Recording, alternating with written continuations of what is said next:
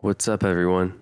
One of the questions I still get all the time is about the vocal booth I built in my previous studio. Even though I've since moved into a new space, people are constantly asking how I built it, what materials I used, and whether it actually worked. When I was building this booth, I did take video throughout the process, but not every single step, and I'll notate that in the video sections. So I started out by building the frame using 2x4s. There was 3 walls total, and the bases of these walls where they connected were cut at a 22.5-degree angle, which created a 45-degree angle at the connection points, and it made it easier for the left and right frame pieces to extend out towards the walls evenly.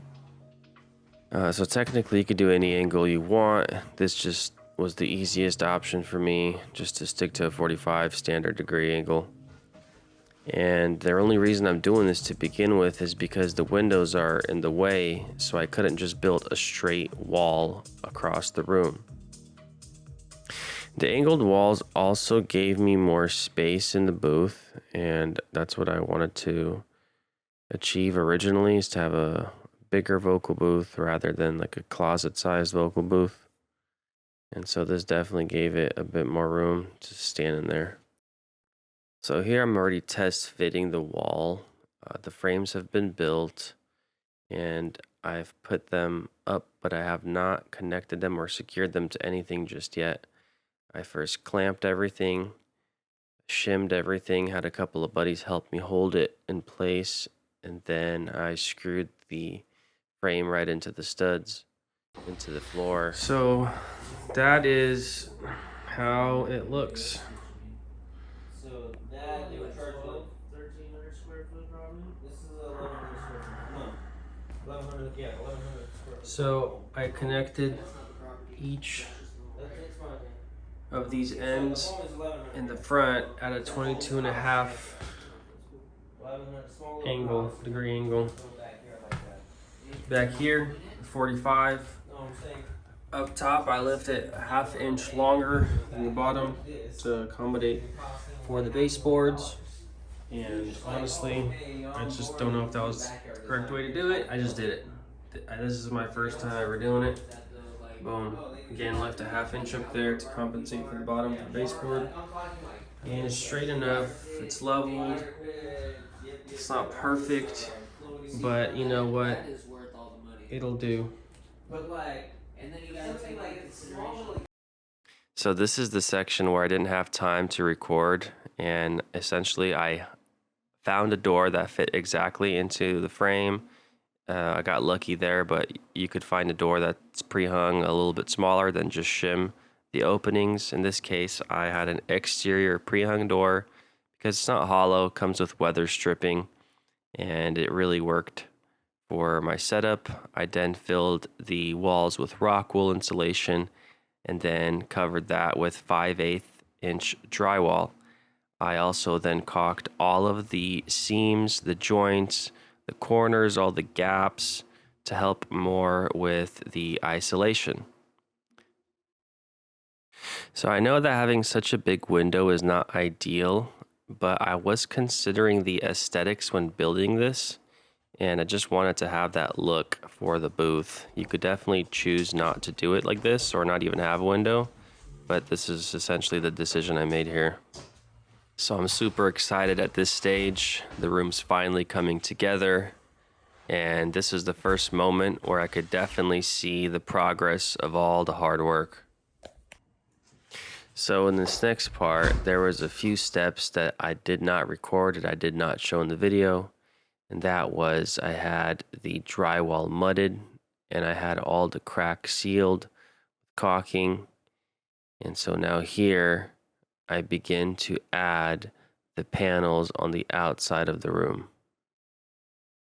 This may have been the most annoying part of the entire build because I was not getting the cuts right. Like, I've never done this before. I'm not a carpenter. I'm just looking up YouTube videos of how to cut, and it just took me a few tries to get the cut right. And eventually I did get that cut out. I got the door cut out and the panel fit perfectly. I didn't have that recorded either. And so this is going to jump into the next scene of when I'm doing the left and right sides of the booth. I'm using a nail gun here to secure the panels to the wall. If I were to have done this again, I would also have put caulking before I put the panel. And that's something I didn't do, and I wish I did. But for the next build, for sure, if I'm using panels, I'm going to first put some caulking and then use the nail gun.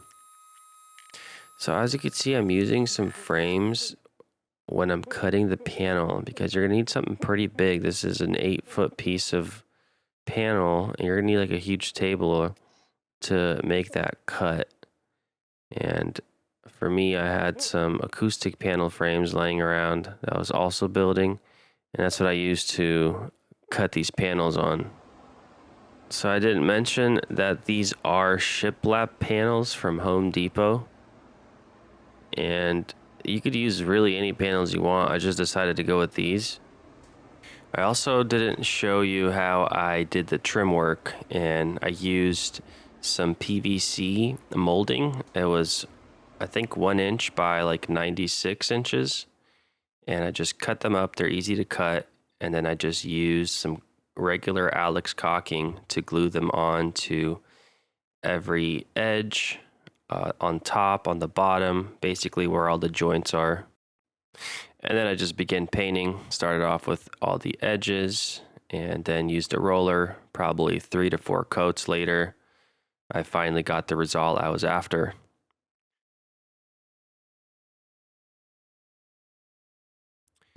I don't have much video at this point, but this is how it looked like when I was done painting and it dried for the first time.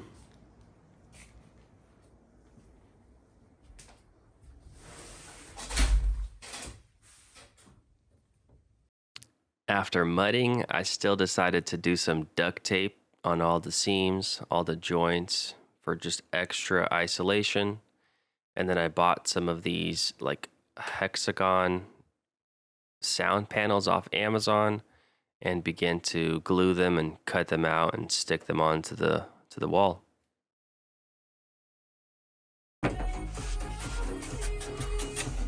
Oh yeah.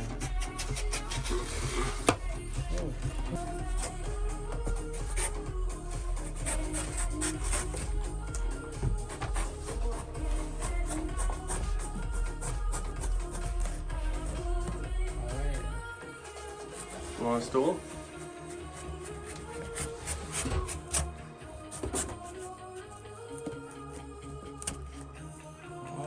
Hold on, you went a little higher here, look. Where? You just gotta, no, this. Oh, right here a little. Yeah, You okay though?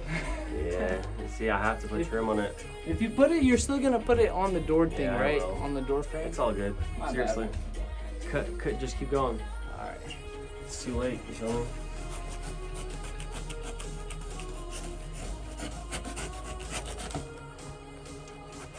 There is no way it was gonna end up perfect regardless. I already know that. It was just cool to look at for now. I'm gonna have to put door trim. Otherwise it just looks funky. You're like, I don't have to buy razors to do this now, huh? Pretty much. Alright, I gotta start from like right here. Hold on. Get the right angle.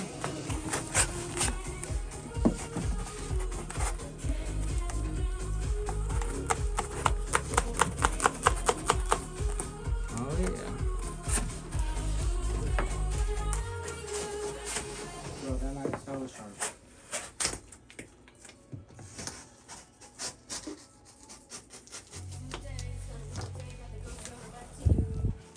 Right now, that's clean. That looks cool. Perfect. That looks hella good. Look on the inside, look. Paul, I'm not even gonna lie. Even this just by itself looks good. Except I can't zoom out. All right, that is all the video that I have for the vocal booth, unfortunately. Months after building my studio, I had to vacate this facility. It was a commercial space and it just didn't work out. So I ended up moving to an entirely new space and starting from scratch. Some things that were not mentioned in this video was the lighting. I added some lighting right at the entrance of the vocal booth.